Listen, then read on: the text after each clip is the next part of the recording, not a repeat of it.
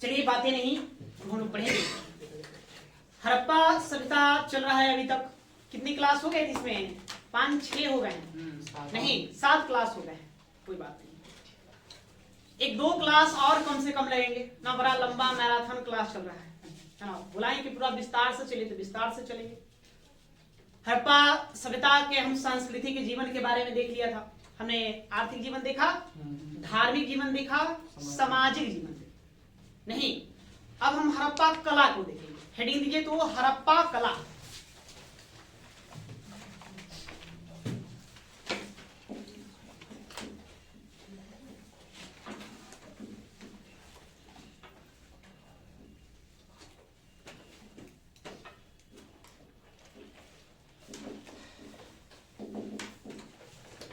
हड़प्पा कला देखिए, हड़प्पा सभ्यता के विभिन्न स्थलों का उत्खनन हुआ, खुदाई हुआ। हमें क्या क्या प्राप्त हुआ? हमें मूर्ति मिला, मूर्तियां प्राप्त होता है। हमें वहीं से आभूषण मिले, मुहर, मुहरे, स्टाम्प्स हमें यहीं से मिलते हैं। हमें यहीं से मृत भांड मिलता है, मृत भांड। यहीं से हमें मिलता है बाट मिलता है, बाट और तराजू, बाट और तराजू प्राप्त होता है। तो मूर्ति, आभूषण, मुहरे, मृदभांड, बाट, तराजू, तो इन सबको बनाने के लिए कला की आवश्यकता होती है। तो इन्हीं सब वस्तुओं के आधार पर हम कह सकते हैं कि हड़प्पा वासी कला में भी निपुण थे। उन लोगों के पास कलाएं भी थी। तो इन्हीं कलाओं के बारे में हमें जानना है। बारी बारी से सबका अध्ययन करेंगे। सब जगह से आपसे प्रश्न यहाँ से बनता है, थोड़ा थोड़ा जहाँ से प्रश्न बनता है उन सभी बातों को हम अध्ययन करें। ऐसे बहुत सारे विस्तार से बातें हैं, लेकिन हम ज्यादा नहीं पढ़ेंगे, उतना ही जानेंगे जितना हमारे एग्जाम में काम चलता है। ठीक है, तो पहले थोड़ा सा लिखेंगे, उसके बाद फिर हम बारी बारी से सबका अध्ययन करेंगे। ठीक है, हड़प्पा सभ्यता के स्थलों,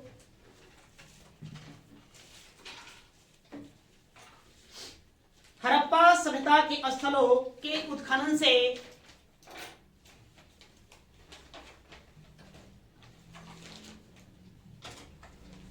हड़प्पा सभ्यता के स्थलों के उत्खनन से मूर्तियां,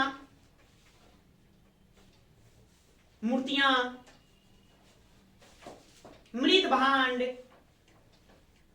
भांड,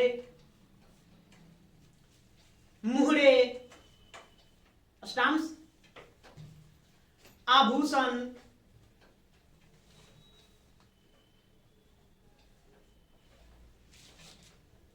आभूषण तथा बाट तराजू के साक्ष्य मिलते हैं। तथा बाट तराजू या बाट माप भी कह सकते हैं इसको, बाट तराजू के साक्ष्य मिलते हैं।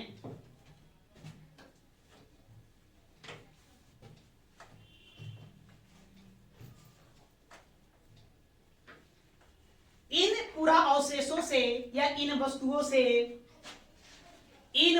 से हमें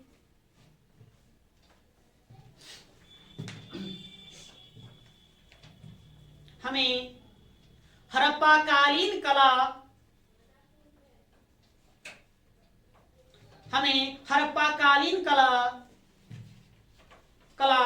के विकास का ज्ञान प्राप्त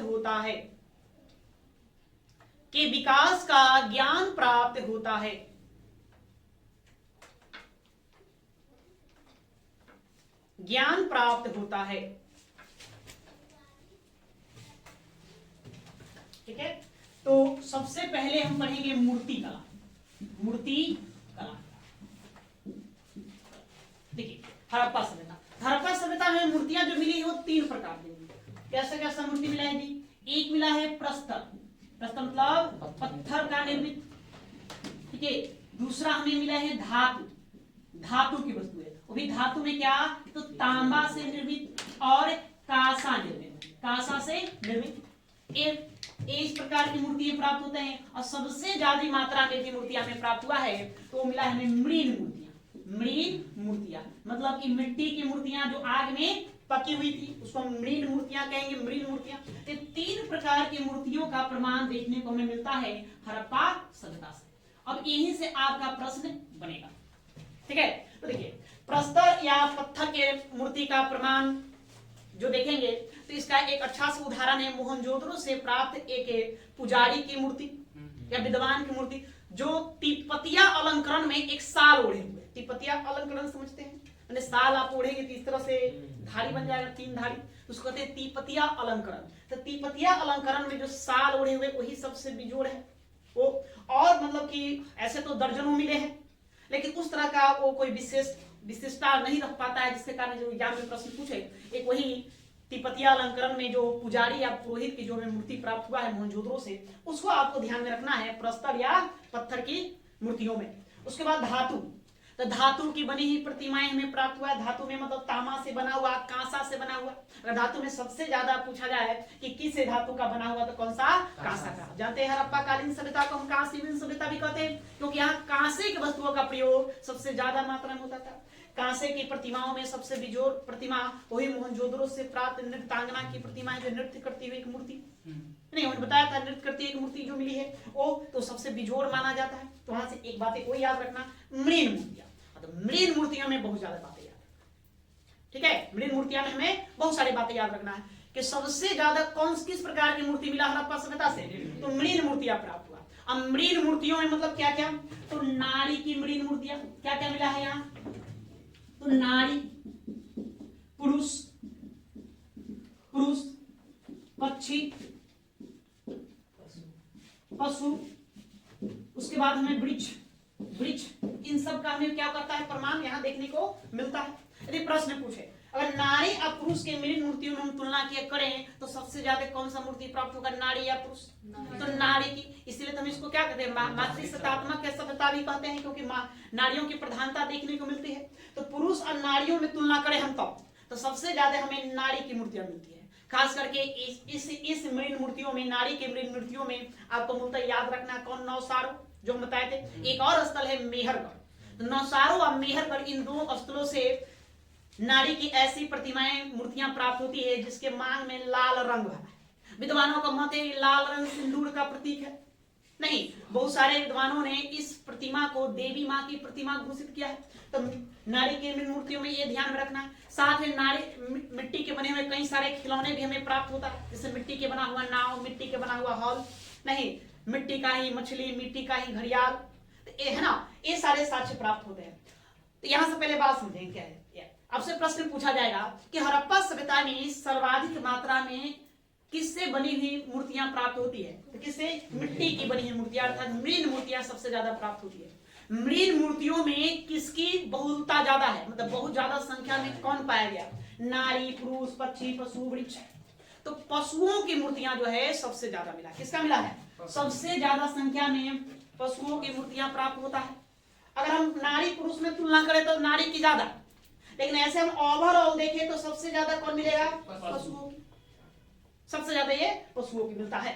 उसके बाद फिर हमें वृक्षों का भी है ना, मूर्तियां वृक्षों का भी प्रतीक देखने को मिलता है। तो वृक्ष बाद में देखेंगे, वृक्ष में उस तरह उतना विशेषता यहाँ देखने को नहीं मिलेगा। तो पशुओं की ज्यादा मिलेगी, उसके बाद फिर पक्षियों की मिलेगी। पक्षियों में गुड़ैया देखेंगे तो गुड़ैया बहुलता में देखने को मिलता है, ठीक है। या तो इन्हीं बातों को हमें लिख लेना है, ज्यादा विशेष नहीं जानना है, मूलतः आपको फोकस यहाँ करना है, मृण मूर्तियों पर करना है, ठीक है। तो लिखिए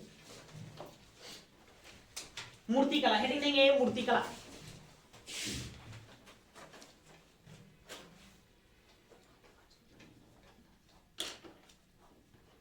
मूर्ति कला, वृक्ष को रहने देंगे, 4 पर ही फोकस करना है। मूर्ति कला देखिए, हड़प्पा स्थलों के उत्खनन से, हड़प्पा स्थलों के उत्खनन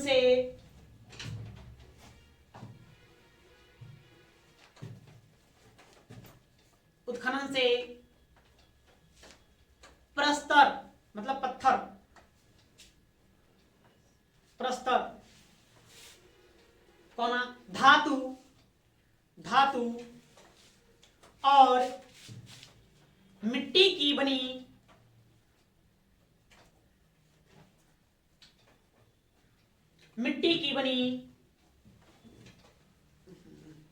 मूर्तियों के साक्ष्य प्राप्त होते हैं।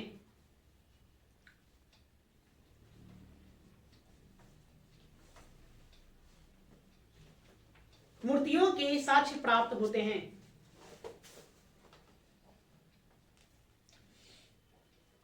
साक्ष्य प्राप्त होते हैं। इससे यह ज्ञात होता है कि इससे यह ज्ञात होता है कि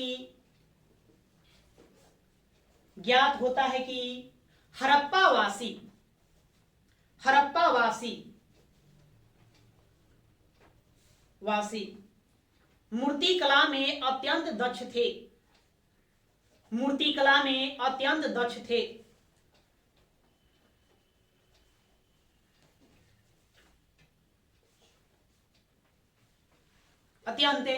थे। आप लोग पॉइंट बना कर लिखेंगे, ठीक है। देखिए, प्रस्तर मूर्तियों में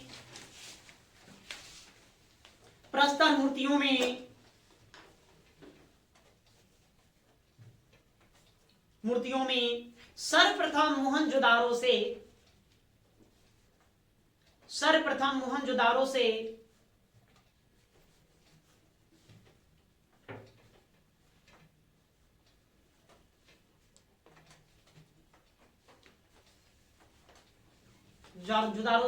योगी या पुरोहित की मूर्ति का उल्लेख किया जाता है।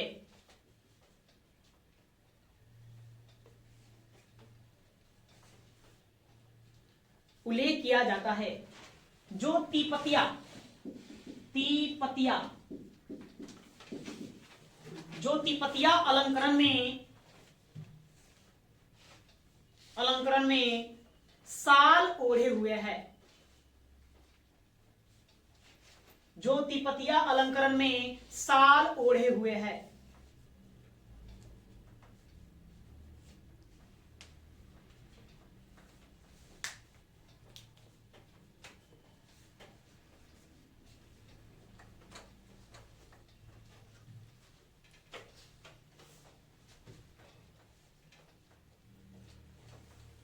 आगे नेक्स्ट, मोहनजोदारो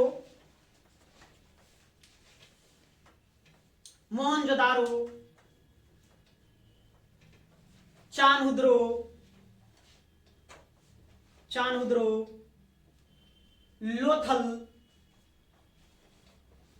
लोथल एवं कालीबंगा आदि स्थलों मोहनजोदारो, लोथल, चानहुद्रो एवं कालीबंगा आदि स्थलों से धातु की मूर्तियों का साक्ष्य प्राप्त होता है। धातु की बनी या धातु की मूर्तियों का साक्ष्य प्राप्त होता है।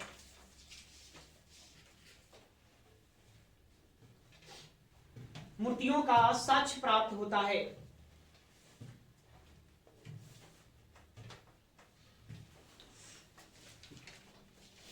धातु की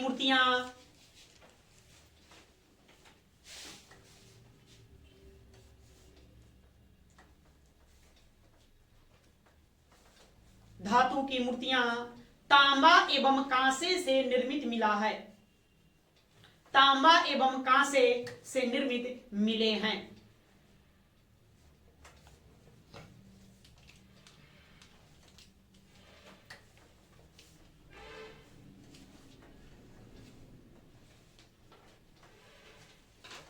धातु मूर्तियों का निर्माण मधुचिशिष्ट, क्या पढ़ेंगे इसको आप देखिए, थोड़ा सा टेढ़ा सा वर्ड है। धातु मूर्तियों का निर्माण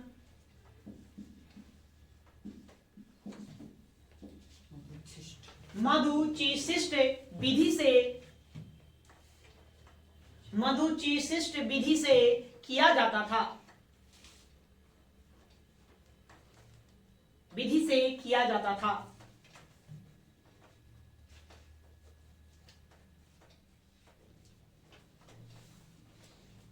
मधुचिशिष्ट विधि को अंडरलाइन कर देंगे, इसको आपको ध्यान में रखना है।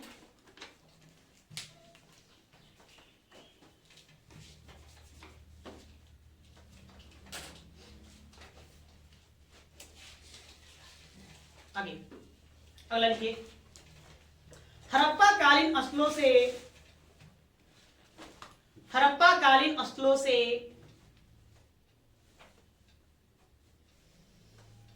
स्थलों से लाल रंग की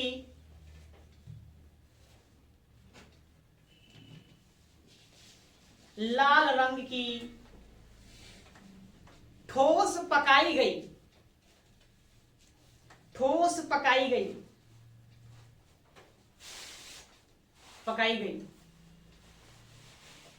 मिट्टी के मूर्तियों का साक्ष्य प्राप्त होते हैं।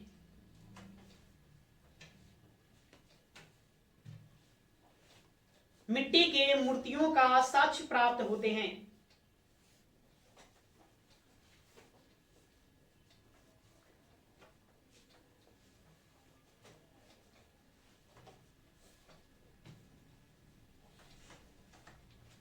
साक्ष्य प्राप्त होते हैं।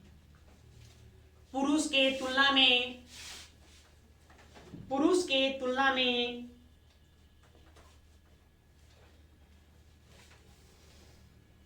नारी की मूर्तियां अधिक मिलते हैं। पुरुष के तुलना में नारी की मूर्तियां अधिक मिलते हैं।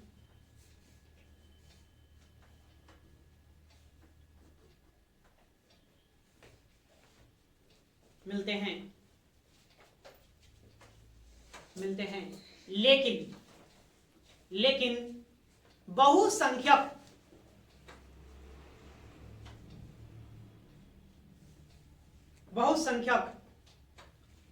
मृण मूर्तियों में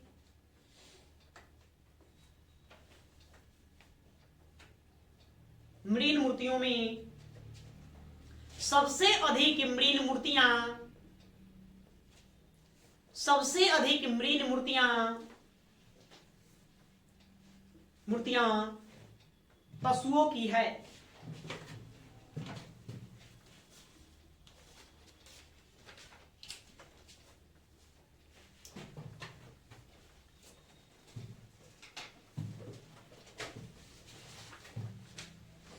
तो सबसे ज्यादा किसका? पशुओं की, है ना। तो सबसे अधिक पशुओं की, इस बात को आपको ध्यान में रखना है। अगली थे मेहरगढ़ एवं नौसारों के बारे में हम लोग पढ़ चुके थे, नहीं उसी में एक और जोड़ देंगे, मेहरगढ़ और नौसारों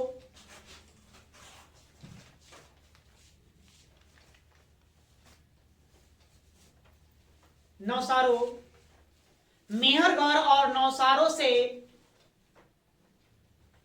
सबसे प्राचीन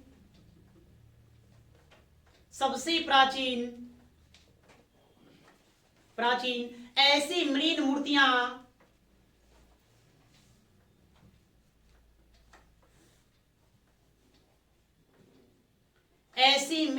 मूर्तियां मिले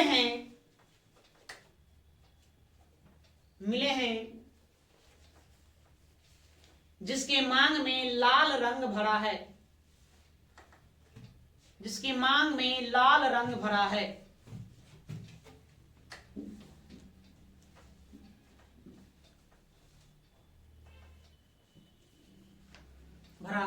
जो सिंदूर का प्रतीक है।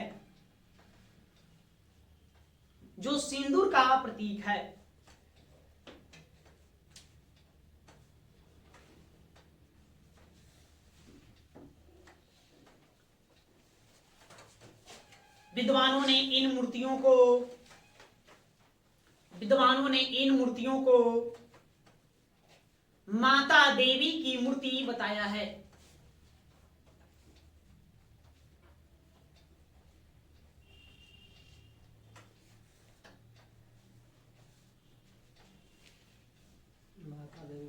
माता देवी की मूर्ति बताया है।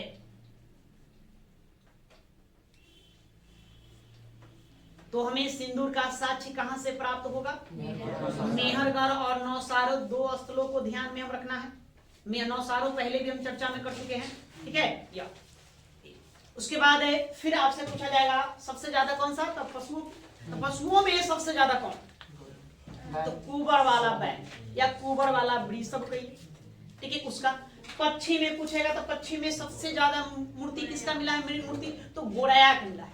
नहीं, बिहार राज्य का राजकीय पक्षी कौन है? गोरैया ही है। तो याद रखना है कि पक्षी में सबसे ज्यादा गोरैया और पशु में सबसे ज्यादा कौन है ना? कुबर वाला बैल या कुबर वाला, उसको वृषभ कहिए, सांड कहेंगे, या लिखिए आगे पशुओं के मृण मूर्तियों में क्या बात है, पसीना चल रहा है। सब मेहनती लड़कों को पहचान है नहीं, ठंड के मौसम में पसीना चलना समझ रहे हो। पशुओं के मृण मूर्तियों में सबसे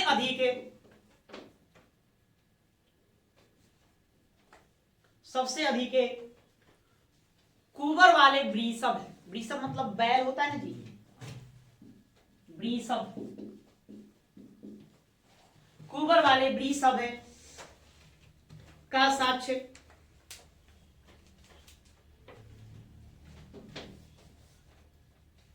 प्राप्त हुए हैं। कुबर वाले वृषभ का साक्ष्य प्राप्त हुए हैं और पक्षियों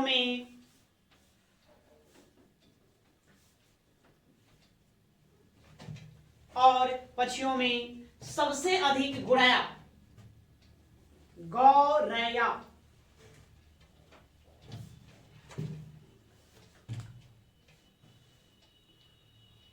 पक्षियों में सबसे अधिक गौरैया की मृण मूर्तियां मिली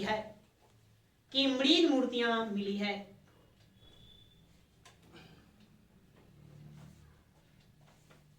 तो कुबर वाला वृषभ और गौरैया को आप लोग अंडरलाइन कर देंगे, उसे अंडरलाइन करिए, यहीं पर आपको फोकस करना है, ध्यान में रखना है। ओके, मिट्टी से बनी वस्तुओं का साज कहां कहां से प्राप्त, सब का अध्ययन किए थे हम लोग। एक काम करो, तुम लोग सबको एक जगह लिखो, तो यहाँ पर कॉपी पे लिखिए, एक तरफ मिट्टी की वस्तुएं, दूसरा लिखिए स्थल।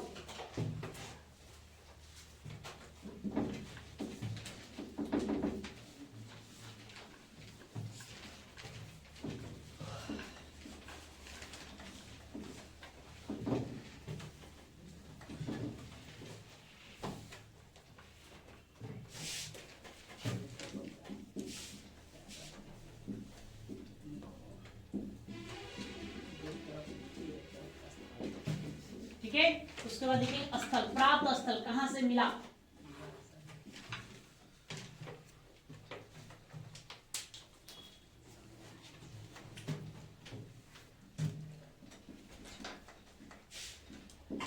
मिट्टी का नाव, देखिए कहां से मिला था, पढ़े थे तो भाई नाव मतलब गोदीवारा का साक्ष्य कहां से, लोथल। हाँ, तो ये मिलेगा आपको लोथल से। मिट्टी का नाव नहीं, मिट्टी का हल, ये तो हम बताए थे। मिट्टी का हल कहाँ, बनावली, बनावली, मिट्टी का हल लिखिए बनावली से। मिट्टी का बैलगाड़ी,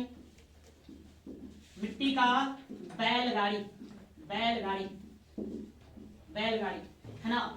मिट्टी का बैलगाड़ी मोहनजोदड़ो से मिलेगा। कहां से मिलेगा, मोहनजोदड़ो। मिट्टी का वृषभ,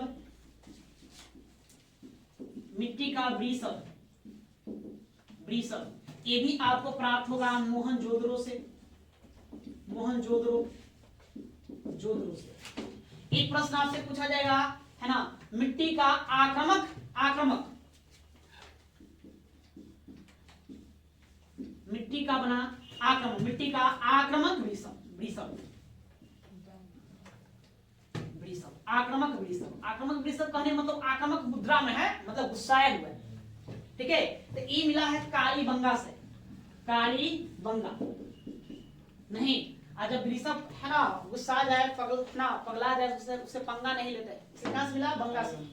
बस समझा जी, आक्रमक मुद्रा में रहे, गुस्सा उससे पंगा नहीं लेना।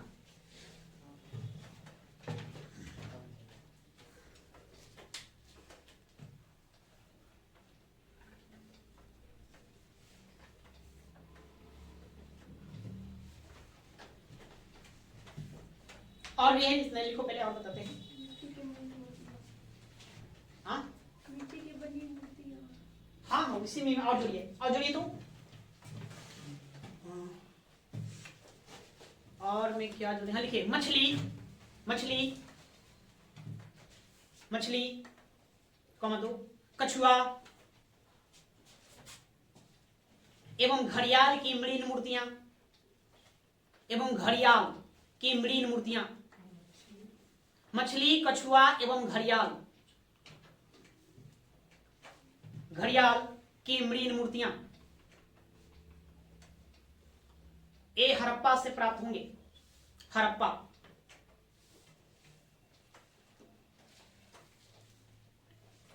हड़प्पा। एक और लिखिए घोड़ा, घोड़ा की मृण मूर्तियां, घोड़ा, घोड़ा का अस्थि पंजर कहां से प्राप्त हो? सुतकोटरा से। गुड। घोड़ा के मृण मूर्तियां ये दो जगह से मिला, एक लोथल से, एक मिला मोहनजोदड़ो से। लोथल और मोहनजोदड़ो।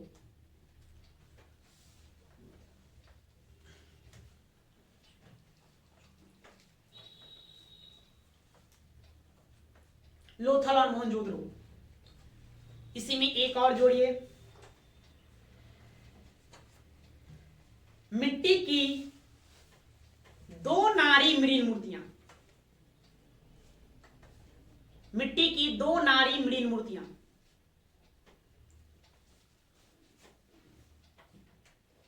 दो नारी मृण मूर्तियां, दो नारी मृण मूर्तियां समझे? मतलब एक ही सांचे में मतलब दो नारियों को दिखाया गया है। पहले ऐसा दिवाली के समय देखते थे, खिलौना वाला लोग बेचा करते थे, नहीं जी? बचपन में याद है, आज से 10 साल पीछे जाओ तो मिट्टी की बनी वस्तुओं का आपको इतना ध्यान में रखना है। नया में आपका नाव, हम लोग तो पढ़े नहीं थे, तो नाव ध्यान में रखेंगे। लोथल से मिट्टी का हल बनावली, मिट्टी का बैलगाड़ी मोहनजोदड़ो और मिट्टी का वृषभ मोहनजोदड़ो। और आक्रामक मिट्टी कहाँ है ना, आक्रामक वृषभ की मृण मूर्तियां ये कहां से मिला? काली बंगा से मिला। मछली, कछुआ, घड़ियाल ये हड़प्पा से प्राप्त हो जाएंगे। दो नारी की मृण मूर्तियां बनवाली से प्राप्त हो जाएंगे। ठीक है, तो इतना आपको मिट्टी से बनी वस्तुओं को ध्यान में रखना है कि कहां से कौन प्राप्त होते हैं। ओके, चलिए, तो मूर्तियों को अब यही रोकते हैं। मूर्ति में बस आज से इतना ही प्रश्न है, मूर्ति में को ध्यान में रखना है। मूर्ति कला में आपको ध्यान में रखना है कितने प्रकार के बने हुए थे, तो 3 प्रकार से, एक मिट्टी का बना हुआ, एक प्रस्तर का बना हुआ और धातु का बना हुआ। धातु में भी 2 धातुओं का प्रयोग किया गया, एक तांबा और दूसरा कांसा का प्रयोग किया गया। हमको मूलतः फोकस करना है मृण मूर्तियों पर। सबसे ज्यादा मूर्तियों में कौन सा मूर्ति का प्रकार मिलता है? तो मृण मूर्तियों को। मृण मूर्तियों में सबसे ज्यादा कौन? तब पशुओं की। तो पशुओं में सबसे ज्यादा कौन? तब है ना कुबर वाला वृषभ या कुबर वाला बैल। तब पक्षी में सबसे ज्यादा गुड़ैया। अगर नारी या पुरुषों की तुलना करें तो नारी की ज्यादा मिलेगा, है ना। नारी की सबसे प्राचीन मृण मूर्तियां हमको कहां से प्राप्त होता है? नौसारो और मेहरगढ़ से प्राप्त। ठीक है, नौसारो और मेहरगढ़। वो भी सबसे प्राचीन मेहरगढ़ को बताया जाता है, मेहरगढ़ से मिला, जिनके मांग में लाल रंग भरा हुआ, जिसको क्या बताया गया? विद्वान ने बताया कि सिंदूर का प्रमाण, अर्थात सिंदूर का साक्ष्य हमें इन 2 स्थलों से प्राप्त होता है। ठीक है, उसके बाद आभूषण। तो आभूषण देखिए, आभूषण से अभी तक देखते हैं एग्जामों में आभूषण से उस तरह के प्रश्न बने नहीं है, प्रश्न पूछा नहीं। सिंधु घाटी सभ्यता के लोग आभूषण का प्रयोग करते थे। पुरुष और महिला दोनों वर्ग क्या करता था? आभूषण पहनता था नहीं। वहां पर आप देखें कि आभूषणों में धातुओं का प्रयोग किया जाता था, चांदी का, सोने का, तांबे का भी प्रयोग किया जाता था। जो अमीर लोग रहते थे इन कीमती वस्तुओं के आभूषण का प्रयोग करते थे। गरीब जो परिवार होता था वो मिट्टी के बने हुए भी आभूषणों का प्रयोग करता था, कांसे के बने हुए आभूषणों का प्रयोग नहीं। यही सब आभूषण प्राप्त हुआ था। आभूषण उस तरह कोई विशिष्ट बातें हमें प्राप्त नहीं होती है, इसलिए आभूषण को आप रहने देंगे। अब आभूषण के बाद फिर अब लिखिए आप मृदभान। मृदभान लिखो, मृदभान।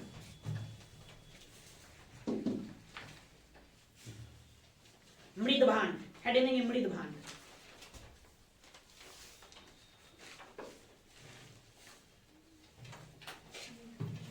मृदभान मतलब मिट्टी के बर्तन कहिए आप, नहीं मृदभान। तो देखिए इस सभ्यता में हमें सबसे ज्यादा चाक निर्मित मृद भांडों के साक्ष्य प्राप्त होते हैं। चाक पर मतलब चाक पर बनाया गया। आज भी कुम्हार लोग बनाते हैं चाक पर। हाथ से निर्मित मृद भांडों का साक्ष्य कम मिलता है, लेकिन चाक पर बनाया हुआ साक्ष्य ज्यादा मिलता है।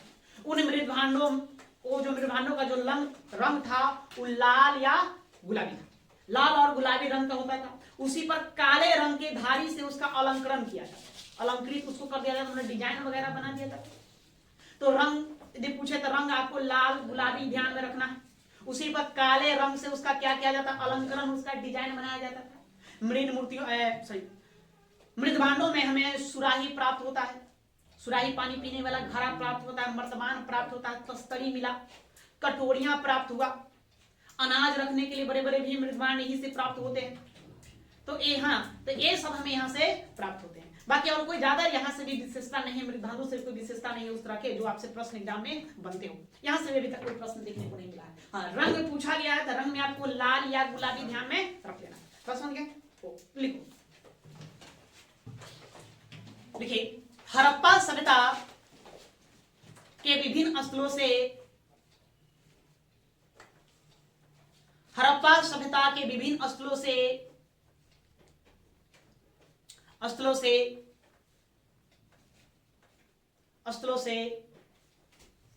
चाक निर्मित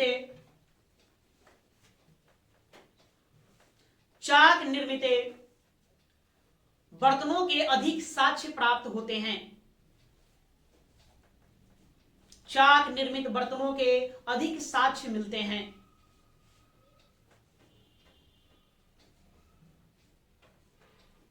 अधिक साक्ष्य मिलते हैं, लेकिन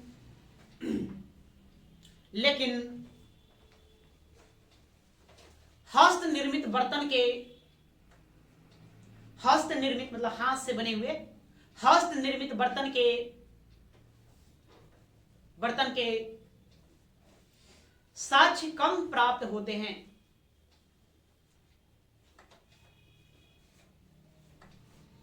साक्ष्य कम प्राप्त होते हैं।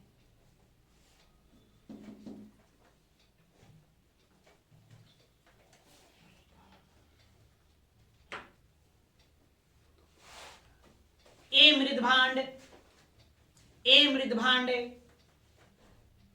लाल अथवा गुलाबी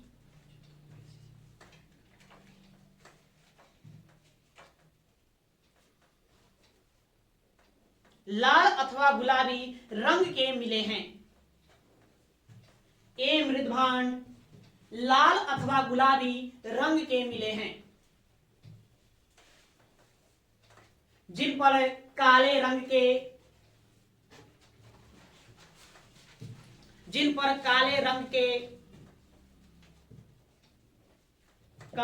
के रेखाओं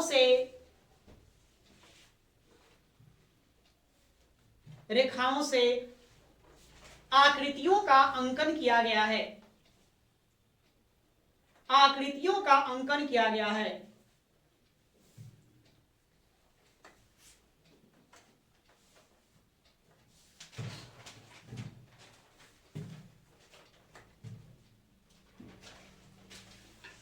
इन मृदभांडों पर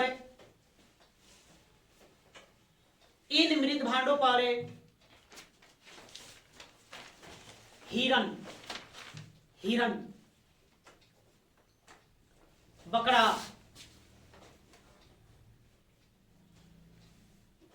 मोर, कछुआ,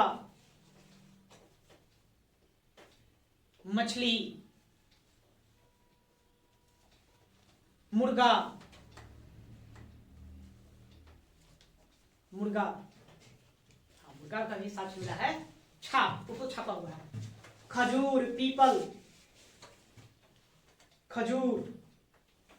पीपल, नीम, केला,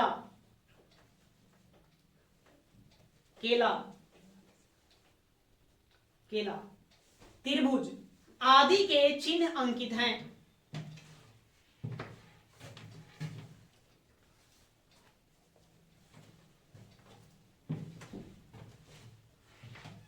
आदि के चिन्ह अंकित हैं।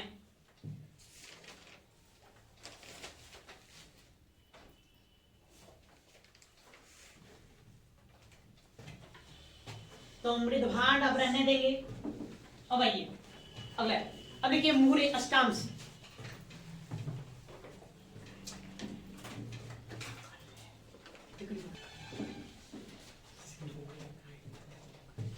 मुहूर्त अष्टांश,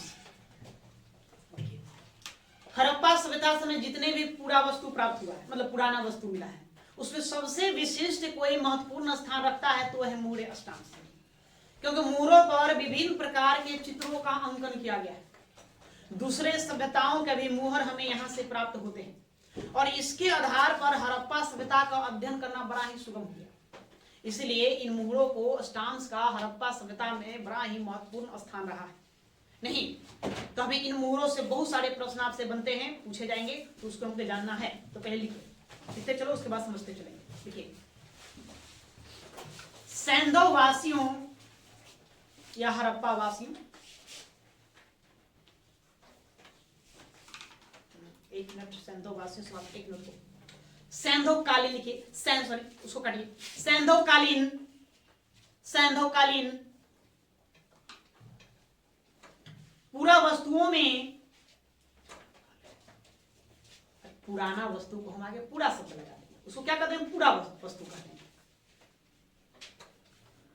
पूरा वस्तुओं में मुहर सबसे विशिष्ट पूरा वस्तु है। मुहर सबसे विशिष्ट पूरा वस्तु है।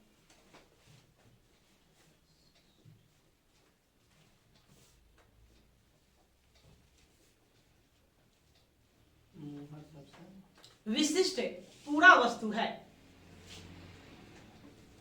यह सैंधव कला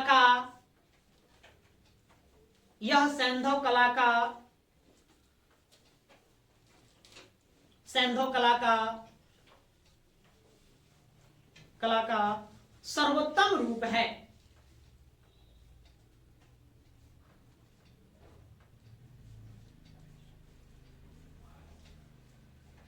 सर्वोत्तम रूप है। ठीक है, अब आपसे यहां से क्या प्रश्न पूछे? पहला प्रश्न है ना, सिंधु घाटी सभ्यता से प्राप्त मुहरे किस धातु किसके बने थे? तब पढ़े हम लोग कि सेल खड़ी के बने हुए थे। सेल खड़ी नामक जो पत्थर था उन पत्थरों के बने हुए थे। पहला क्या धातुओं के बने हुए, जैसे तांबा कांसा का बना हुआ है मुहर मिला? हम बिल्कुल मिला है। तांबे का भी बना हुआ मिला है ना, कांसे का भी बना हुआ मिला है। लेकिन हमें 90% मुहरे जो प्राप्त होते हैं वो किसके प्राप्त होते हैं? सेल खड़ी के प्राप्त होते हैं। उसके बाद दूसरा स्थान है कांसे का। नहीं, एक हमें है लोथल और देसलपुर, दो ऐसे स्थान है जहां से हमें तांबे के बने हुए मुहरे प्राप्त होते हैं। यहां से आपको प्रश्न पूछेगा। फिर आपसे आकार पूछेगा। क्या पूछेगा? आकार, मतलब किस आकार के थे, इसका आकार क्या था। तो यह वर्गाकार आकार में सबसे ज्यादा मिले। इसके अलावा यह वृत्ताकार भी थे, बेलनाकार भी थे। नहीं, लेकिन सबसे ज्यादा किस आकार आकृति में? तो वर्गाकार आकृति में हम मिलते हैं, देखने को मिलते हैं। तो लिखिए, पहले इतना लिखो, उसके बाद आगे लिखेंगे।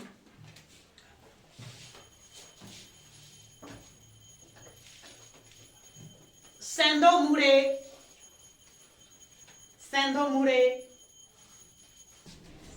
मुहरे सर्वाधिक सेल खड़ी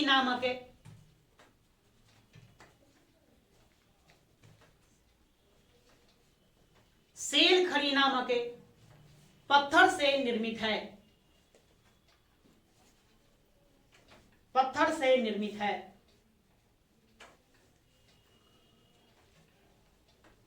है।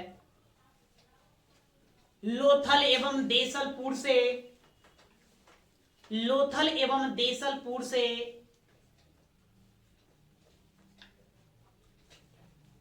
तांबे के निर्मित मुहरों का साक्ष्य प्राप्त होता है।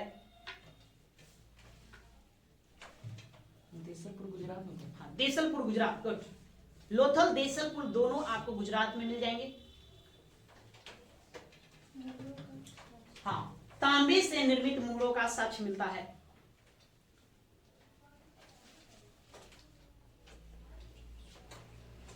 देसलपुरा लोथल को आप अंडरलाइन कर देंगे। देसलपुरा लोथल को अंडरलाइन करिए।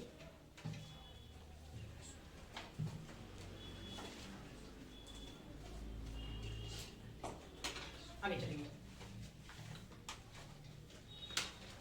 आकार के दृष्टिकोण से पॉइंट बनाकर आप लोग लिखते चलिए, जैसे इच्छा है वैसे लिखो, है ना। तुम लोग का कौन मार्क लिखित एग्जाम देना है ना जी, जाकर वहां टिक मार्क लगा देना है। हाँ, वहां ऑप्शन मिलेगा 4, ABCD, E भी होगा ना, तो जय माता दी A, जय माता दी B कर वो करना है, इसलिए अपने तरीके से आप इसको लिख लीजिए कि हम समझ जाएं, दूसरा कोई समझे या ना समझे। नहीं, अब थोड़ा लिखने से ये होगा कि लेखन शैली विकसित हो जाता है, ये भी एक फायदा है। क्या लिखें? आकार के दृष्टिकोण से सर्वाधिक मुहरे वर्गाकार, इसे आप चौकोर भी कहिए, चौकोर। सर्वाधिक मुहरे वर्गाकार या चौकोर प्राप्त हुए हैं।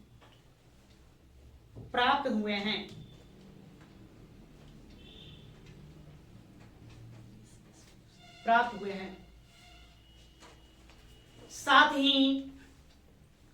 ही कुछ मुहरे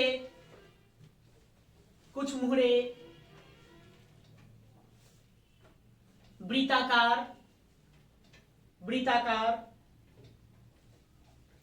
बेलनाकार और घनाकार भी मिले हैं।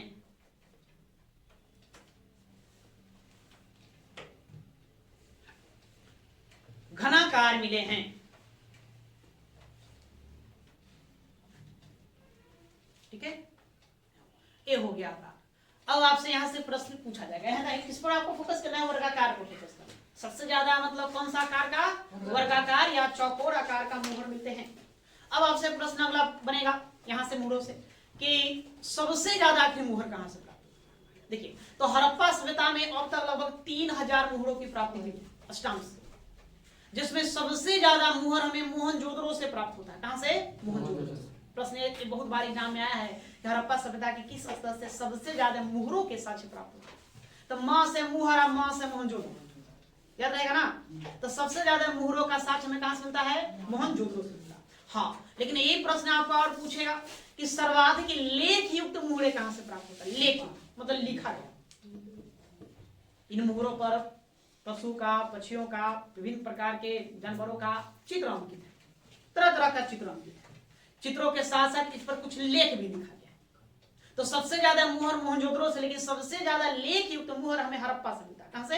हड़प्पा। तो 2 शहर याद रखिएगा, नहीं, मोहनजोदड़ो और हड़प्पा। सबसे ज्यादा मोहनजोदड़ो और सबसे ज्यादा लेख युक्त मुहर हड़प्पा। तांबे का पूछ देगा तो मोहनजोदड़ो और सॉरी लोथल और देशम, 2 स्थान है, लोथल और देशम, यहां से प्राप्त होते हैं। तो लिखो, हड़प्पा सभ्यता से अब तक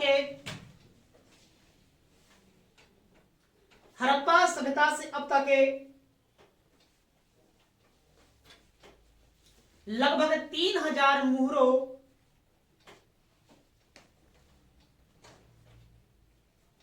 3000 मुहरों की प्राप्ति हुई है। 3000 मुहरों की प्राप्ति हुई है।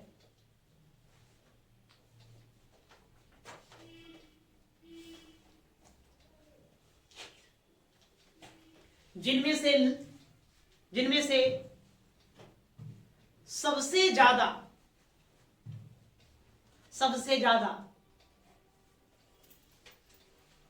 लगभग 2000 मुहरे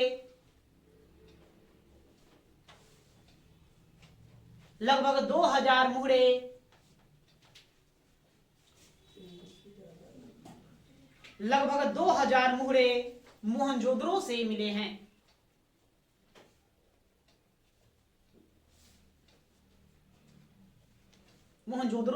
हैं। लेकिन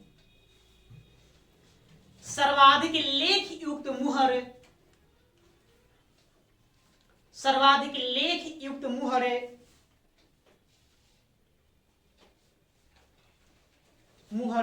हड़प्पा से प्राप्त हुए हैं।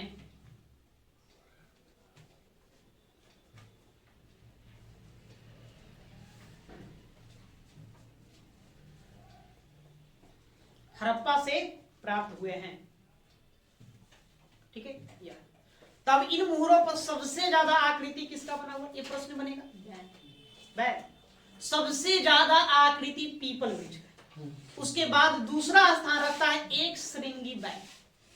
एक श्रृंगी जो पशु है ओ। अभी तो उसको ऊपर लेकर कंफ्यूजन है, वो बैल है कि क्या है, लेकिन आकृति देखने में बैल जैसा ही लगता है, वृषभ जैसा ही नहीं। तो ज्यादा विद्वानों का मत वहीं रुकता है कि ये वृषभ रहा। तो सबसे ज्यादा आकृति पीपल वृक्ष का, मूलों पर, स्टम्प पर। दूसरा स्थान रखता है एक श्रृंगी पशु का। अगर पशुओं में पूछेगा तो एक श्रृंगी बैल सबसे ज्यादा, लेकिन ऐसे ओवरऑल में कौन? पीपल। याद रहेगा? नहीं, हमें गाय, ऊंट और घोड़ा का छाप देखने को नहीं मिलता। पहले भी बताया है कि गाय, ऊंट और घोड़ा ये 3 जानवर ऐसे हैं जिसके साक्ष्य हमें इन मुहरों से प्राप्त नहीं है। लिखिए, सेंधु मुहरों पर, सेंधो मुहरों पर, मुहरों पर, मुहरों पर सर्वाधिक अंकन, सर्वाधिक अंकन पीपल वृक्ष का है, पीपल वृक्ष का है।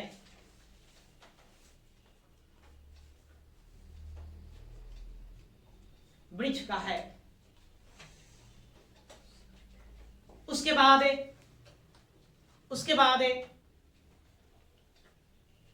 सर्वाधिक अंकन, उसके बाद सर्वाधिक अंकन एक श्रृंगी पशु का मिलता है। उसके बाद सर्वाधिक अंकन एक श्रृंगी पशु का मिलता है।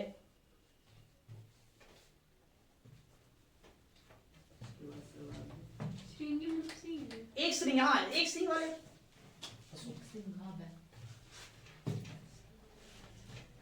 इन मुहरों से या इन मुहरों पर, इन मुहरों पर,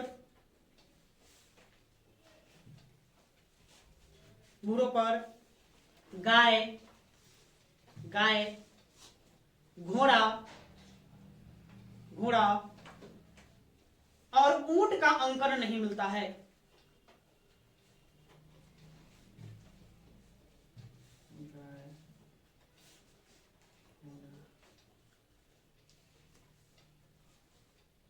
गाय, घोड़ा और ऊंट का अंकन नहीं मिलता है। मतलब इन 3 पशुओं का चित्र देखने को अभी तक नहीं मिला।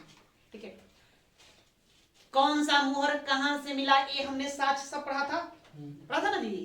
तो एक काम करो, उसको यहां भी लिखो, बार बार लिखो, है ना? एक जगह लिखो, एक जगह जमा करो। सब लिखे तो मुहरों से संबंधित साक्ष्य, ऐसे थोड़ा हेडिंग दे दीजिए, मुहरों से संबंधित साक्ष्य।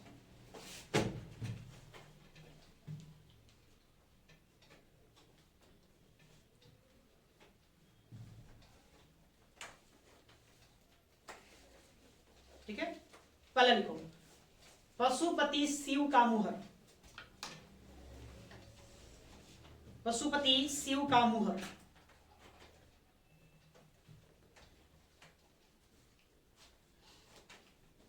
कहां से मिला था?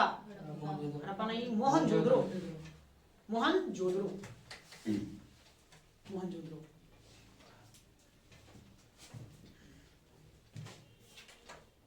मोहनजोदड़ो। दूसरा, सुमेरियन सभ्यता की नाव की अंकन वाला मुहर, सुमेरियन सभ्यता या सुमेरियन नाव की अंकन वाला मुहर, सुमेरियन नाव की अंकन वाला मुहर,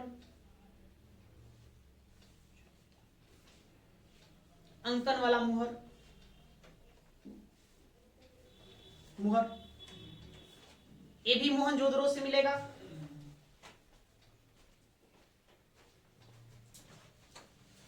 मोहनजोदड़ो।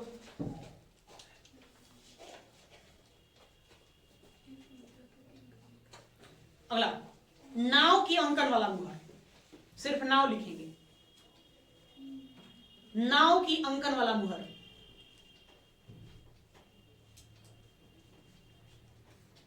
ये हमें प्राप्त होगा लोथल से, नाव, नाव के अंकन वाला मुहर लोथल।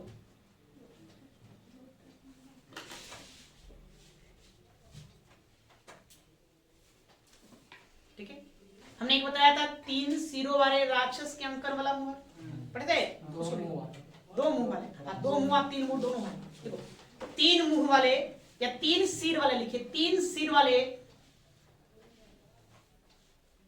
सिर वाले राक्षस की अंकन वाला मुहर।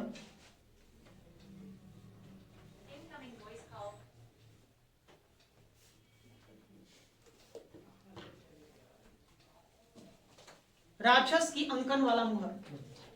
लोथल 3 सिर वाला आपका मोहनजोदड़ो मिलेगा, 2 मुंह वाला कहां मिलेगा? लोथल मिलेगा। 3 सिर वाला लिखिए मोहनजोदड़ो।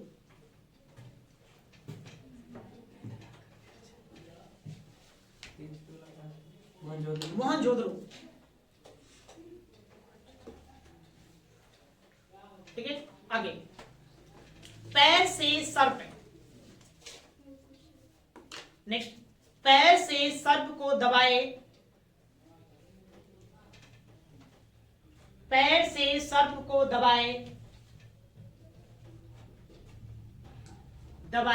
गरुड़ का चित्र।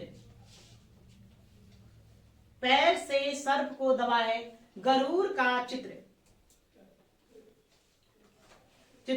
वाला मुहर।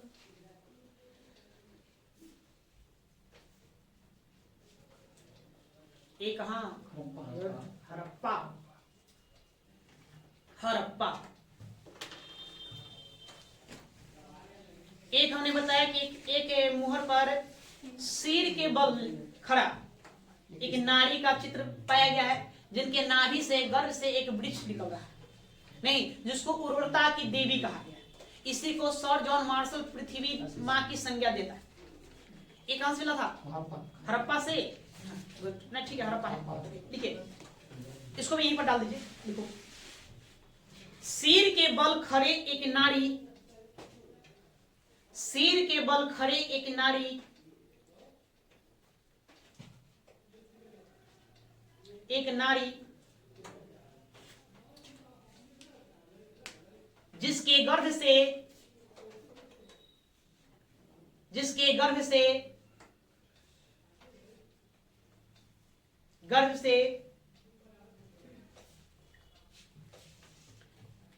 एक पौधा निकल रहा है, एक पौधा निकल रहा है।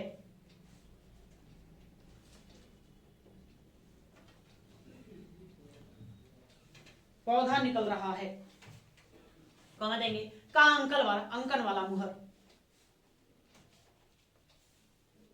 अंकन वाला मुहर ये आपको हड़प्पा से प्राप्त होंगे, हड़प्पा से प्राप्त।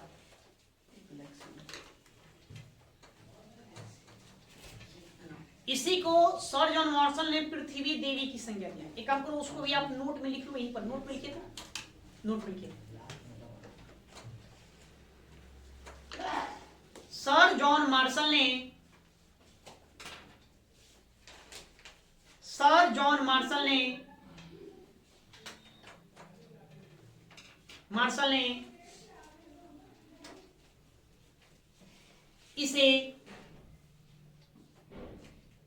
इसे पृथ्वी देवी की संज्ञा, इसे पृथ्वी देवी की संज्ञा दिया है।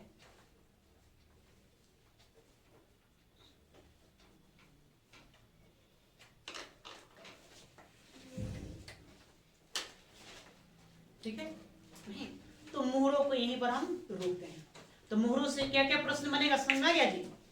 सबसे ज्यादा मुहर मोहनजोदड़ो से, लेकिन सबसे ज्यादा लेख युक्त मुहर हड़प्पा से। मुहरों का आकार सबसे ज्यादा आकार वर्गाकार मिला, चौकोर मिला। किस धातु के, माने किसके बने हुए सबसे ज्यादा? सेल खरी प्रस्तर के पत्थर के बने हुए। नहीं, ये आपको ध्यान में रखना है। सबसे ज्यादा चित्र किसका अंकन है? तो पीपल वृक्ष का, उसके बाद एक श्रृंगी वस्तु का। इतना आपको मुहरों से ध्यान रखना है। और मुहरों से संबंधित साक्ष्य क्या क्या है यहाँ हम लोग देख लिए। चलिए कलाओं में अब आगे आइए। आगे क्या है? बाट और तराजू। आप लिखिए माप तौल। माप तौल लिख कर जाए, माप तौल।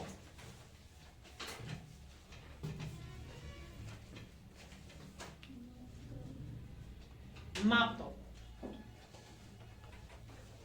व्यापार करते थे तो बिना माप तौल का कैसे व्यापार होगा? है ना बात? माप तौल तो जरूर करते होंगे। इसका हमें साक्ष्य मिला हमने पढ़ा था लोथल से भारी बाट मिला था, लोथल से और मोहनजोदड़ो से हमें दांत निर्मित तराजू के पलरे मिला, तराजू मिला। वो तराजू का जो पलरा है वो किसका बना हुआ था? हाथी दांत का बना हुआ। यह क्या साबित करता है कि हड़प्पाई वासी लोग माप तौल से परिचित थे। अन्य साक्ष्यों से यह प्राप्त होता है वो लोग फुट के बारे में भी जानते थे, फुट जो कहते हैं वो क्यूबिक, माप की इकाई क्या है? क्यूबिक है, क्यूबिक के बारे में भी जानते हैं। माप तौल का जो इकाई था उस समय 16 के गुणज में था। 16 के गुणज करने कैसे मालूम करते हैं ना? 4 आना, 8 आना, 12 आना, 1 रुपया, 25 पैसा, 50 पैसा, 75 पैसा, 100 पैसा, ऐसे चलता है। ये हमारा इकाई है। तो वो लोग 16 के गुणज में मतलब की माप करते थे, 16, 32, 64, ठीक है। इस माप में, इस गुणज में ही वो लोग अपना माप तौल का इकाई उन लोगों का हुआ करता था। तो इसी के बारे में 5 लाइन लिख दो, यहां भी लिखिए, लोथल से प्राप्त बाट, बाट मतलब बटखारा, लोथल से प्राप्त बाट, बाट और मोहनजोदड़ो एवं लोथल से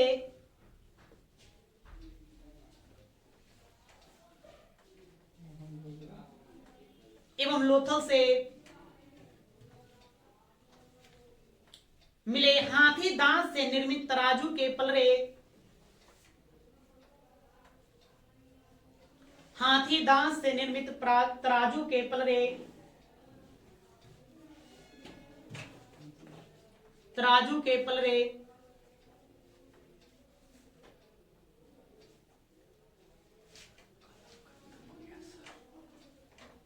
के साक्ष्य से यह सिद्ध होता है कि हड़प्पावासी माप तौल से परिचित थे।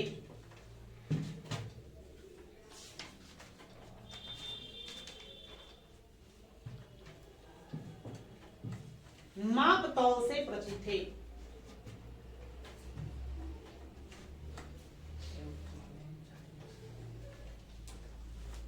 लोथल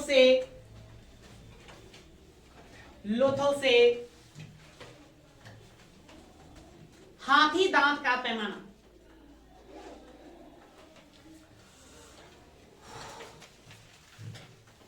लोथल से हाथी दांत का पैमाना और मोहनजोदड़ो से सीप का बना पैमाना भी मिले हैं।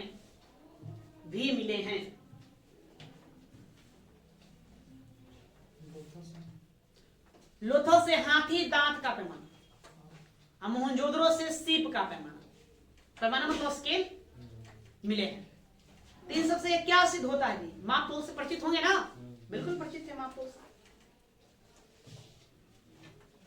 माप तौल की इकाई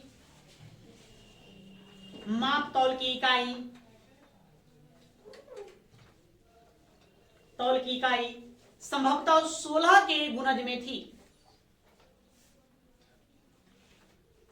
16 के गुणज में थी।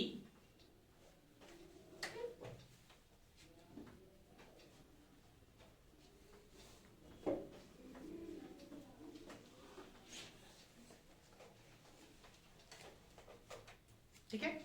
नहीं, अच्छा, बाण जो मिला वो किसका बना हुआ था? तांबा का, कांसा का, पत्थर का, किसका?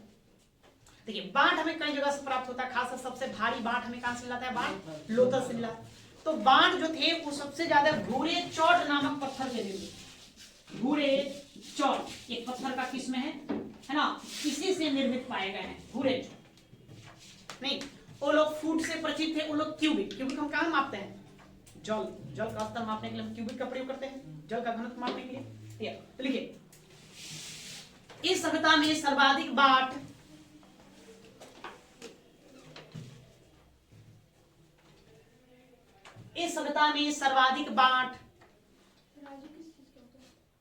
तराजू तो इधर पलरा मिला है, बाकी तो पता नहीं चला। पलरा तो बताया हाथी दांत का निर्मित पलरा मिला है। सर्वाधिक बाट भूरे चोट से निर्मित थे। उस समय जो ज्यादातर बाट मतलब सबसे ज्यादा बाट घन आकार मिले। कैसे मिले? घन आकार के मिले। ये मिले तो लिखिए सर्वाधिक बाट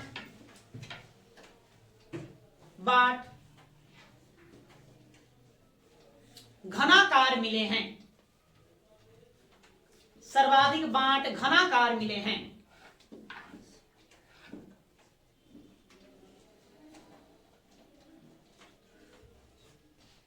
एक लाइन और जोड़ दो। हड़प्पा वासियों को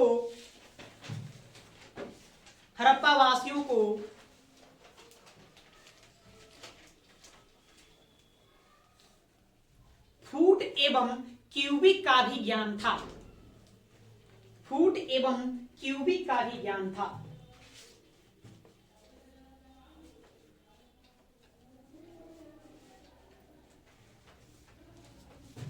समय बच रहा है, अभी टाइम है।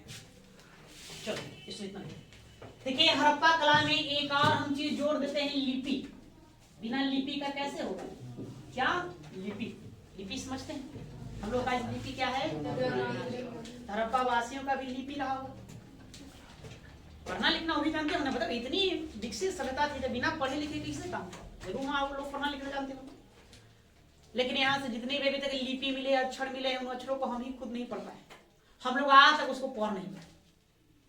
पढ़ने का प्रयास तो कई बार किया गया।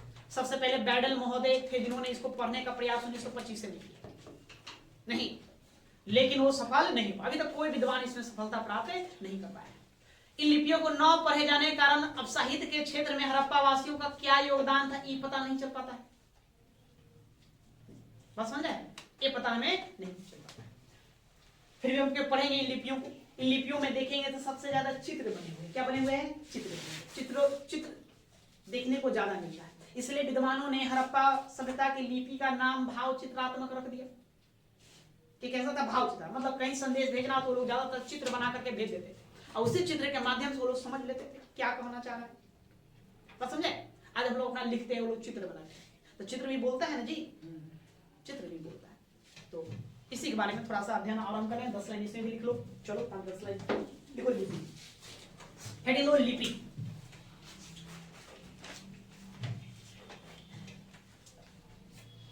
लिपि हड़प्पाई लिपि को सर्वप्रथम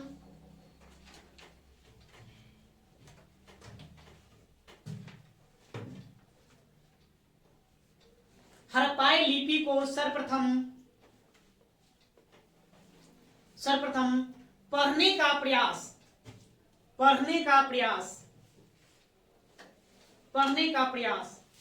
1925 ईस्वी में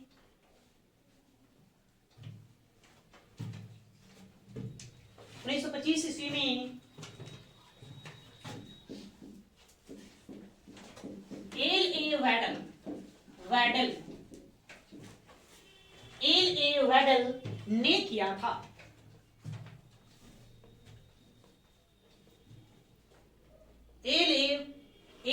वैडल ने किया था, लेकिन वे सफल नहीं हो सके।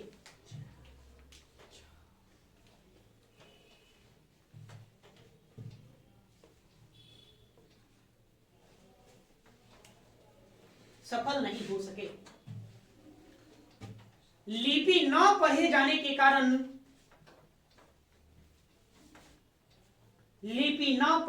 के कारण साहित्य के क्षेत्र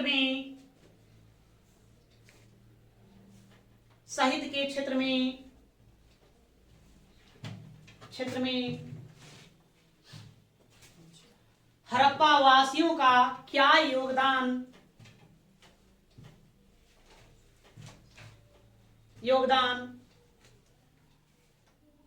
हड़प्पा वासियों का क्या योगदान रहा होगा यह कहा नहीं जा सकता है।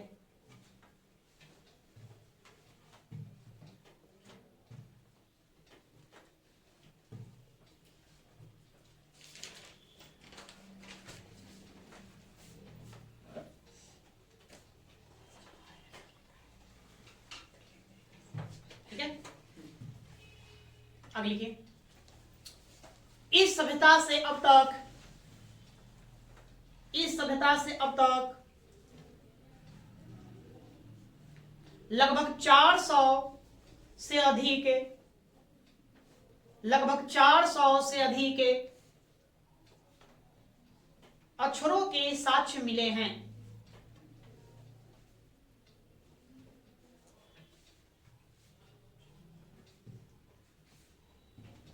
अक्षरों के साक्ष्य मिले हैं जो चित्र के रूप में है।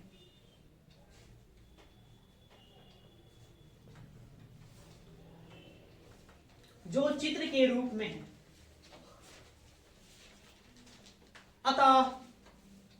अतः इतिहासकारों ने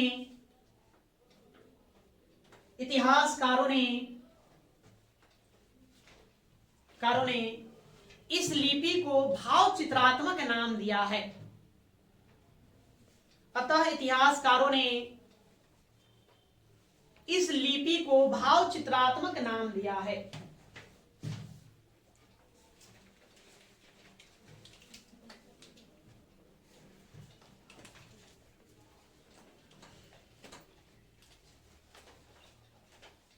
ठीक है, क्या ये लिपि क्या रहेगी? तो प्रश्न से सीधा सीधी पूछेगा, हड़प्पा सभ्यता की लिपि थी, कैसी थी लिपि?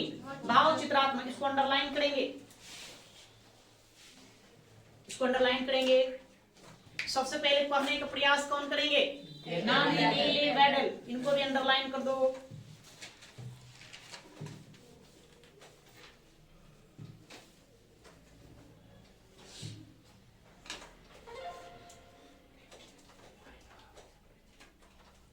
तो लिपि से पूछा जाने वाला प्रश्न सबसे पहले कौन पढ़ने का प्रयास किया? बेडल। दूसरा बात, नहीं, लिपि कैसी थी? भाव चित्रात्मक। चित्रों का ज्यादा है, तो इन लिपियों में सबसे बड़ा आकार का लिपि कहां से प्राप्त हो, सबसे बड़ा अक्षर कहां से प्राप्त? एक प्रश्न यह दागा जाता है, ये प्रश्न आपसे पूछा जाए कि हड़प्पा सभ्यता के किस स्थल से सबसे बड़े अक्षरों का साक्ष्य मिला है? तो ये मिला है आपको धौलावीरा से। कहां? धौलावीरा के साथ बोर्ड लगा हुआ था, नगर के लिए बोर्ड लगा हुआ था, वहीं से एक सबसे बड़ा अक्षर देखने को अभी तक प्राप्त हुआ है। ठीक है, लिपि कैसे लिखी जाए? दाएं से बाएं या बाएं से दाएं? दाएं से बाएं, है ना? तो दाएं से बाएं की ओर लिपि चलते थे। हम लोग भी कैसे लिखते हैं? बाएं से दाएं। भाई इधर से इधर चलेंगे ना, ये आपका हो गया क्या? लेफ्ट टू राइट चलेंगे ना, और राइट टू लेफ्ट चलता था, मतलब दाएं से बाएं। ज्यादातर लिपि यही देखने को मिलता है। तो लिपि से बस इतना ही ध्यान में आपको रखना है। देखो, इस सभ्यता की लिपि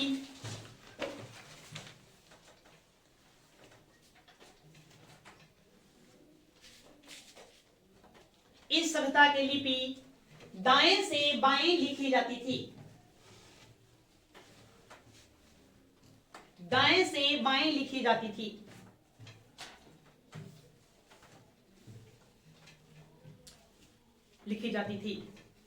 इस पद्धति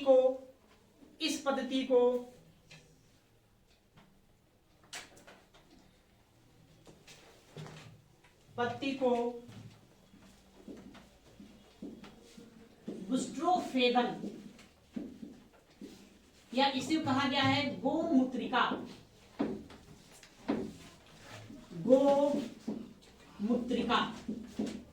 नाम दिया गया है। लिखने की जो लिपि लिखने की जो विधि है, ये विधि का ये नाम दिया गया है।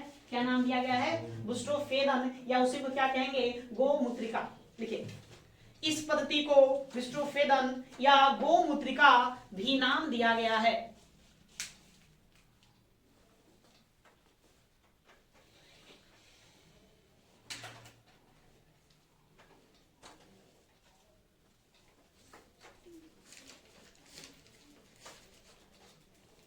नाम दिया गया है। ठीक है, एक लाइन और जोड़ो, एक लाइन और लिखो। इस लिपि के सबसे बड़े अक्षर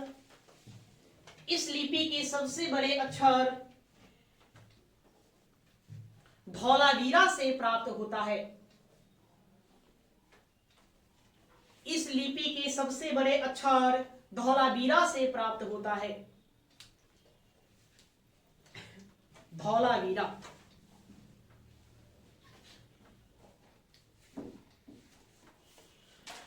धौलावीरा से प्राप्त होता है। आप लोग धौलावीरा को अंडरलाइन कर देंगे।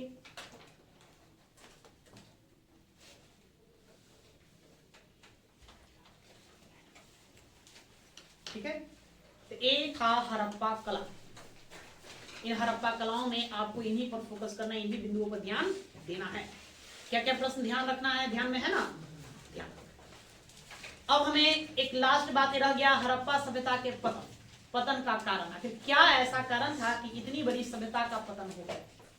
इस पर विद्वानों का अपना अलग अलग मत है, मतभेद है। उन सभी मतों को, मतभेदों को हम देखेंगे, लेकिन अगले क्लास में। वो आपका लास्ट क्लास होगा।